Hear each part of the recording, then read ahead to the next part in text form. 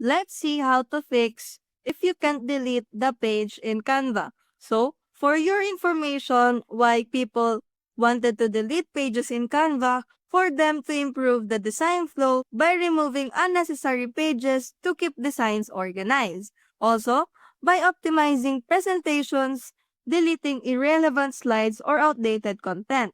In this problem, I cannot delete this page since the trash icon or delete icon is not available. So, why is that so? It's because your page is locked.